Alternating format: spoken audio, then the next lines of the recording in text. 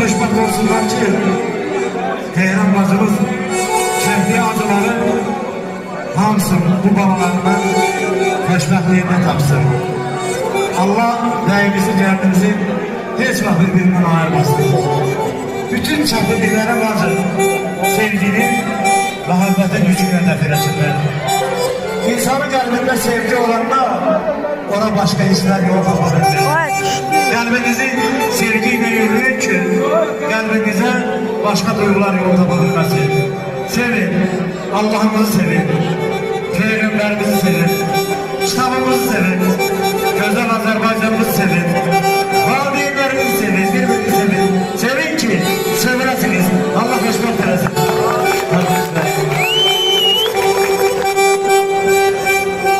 Sen başlaysan, ben başlayayım.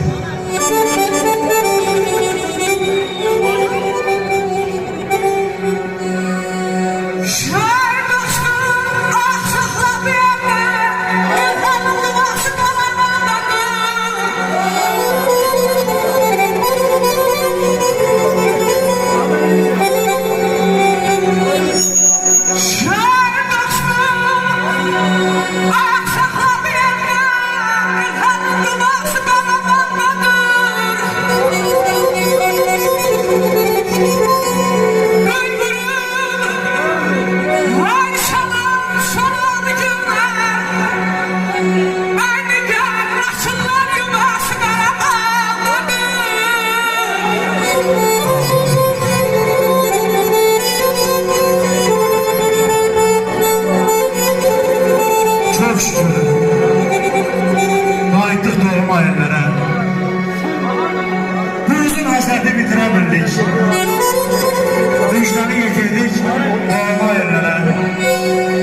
Ocaq gözüm aydın, oyuna gəldik. Sen de səndən ayrı ölümü sanırdın. Zamanla dərdini dərdinə öldü.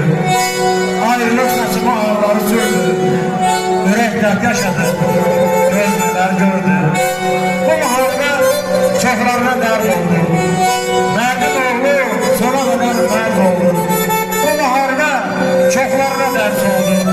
Ümitləri, gümanları farz oldu. Biz qayıtdıq, qayıdış nə gözlərdi.